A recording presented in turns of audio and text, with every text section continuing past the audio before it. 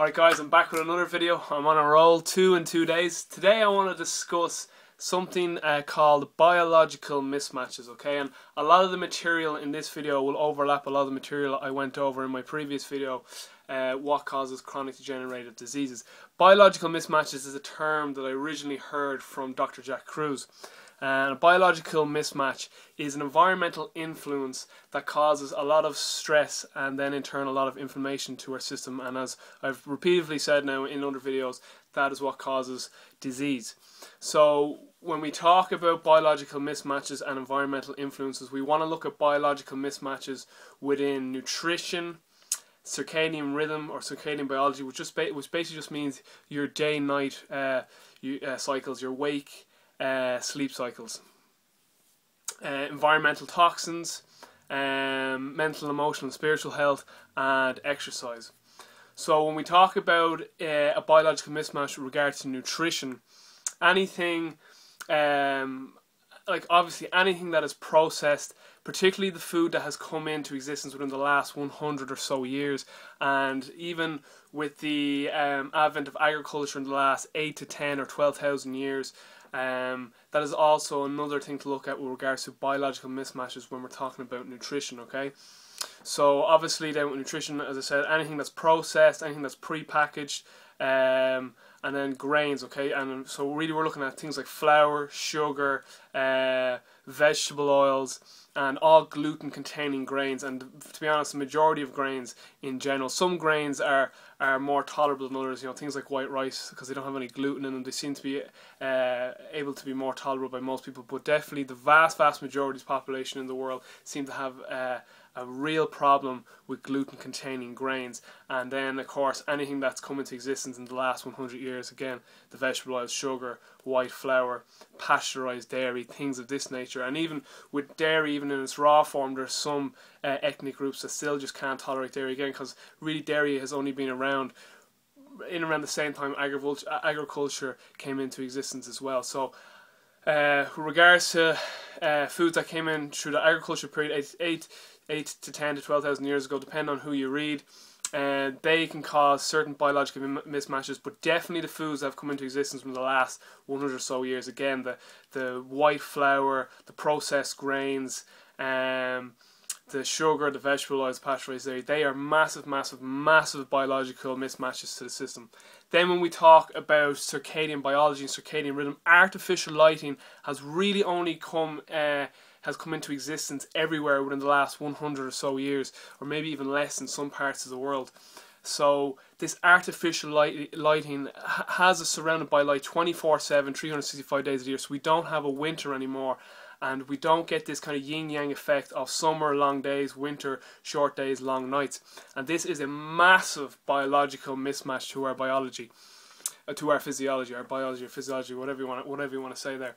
But it's a massive mismatch to our body, which causes stress and inflammation. So circadian biology is a massive influence on our hormones and on our bodies. Then environmental toxins, I mean, this is another obvious one. Again, things that have only come into existence within the last 100 years, like cleaning agents that we use for cleaning our house, things like domestos and flash and all those junk things, terrible toxins, complete biological mismatches. All our cosmetic products, our shampoos, our deodorants, toothpaste with fluoride in it, all that stuff, all just environmental toxins that's completely foreign to our genes and our biology and our physiology.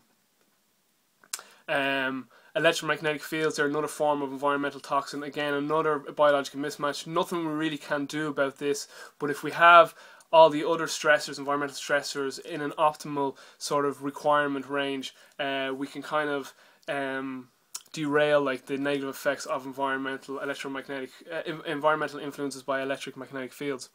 Then we go on to our mental, emotional and spiritual health. And again, as I've said in other videos, this is more so at the mercy. Your mental, emotional and spiritual health is more so at the mercy of things like your nutrition and your sleep, because if your nutrition is off, if you have a leaky gut, or you have an infection like a parasite, fungal, yeast infection, you have leaky parasite, fungal, yeast infection or a leaky gut, or you have some underlying autoimmunity, you're going to have a lot of biochemical and nutritional deficiencies, which can lead to a lot of mental illness. So in that way, you're going to have very poor mental, emotional, and spiritual health. Then exercise, of course, if you're over exercising or even under exercising, but more so actually it's nearly over exercising. The vast majority of people are just not healthy enough. They're just not healthy enough physically, mentally, spiritually, and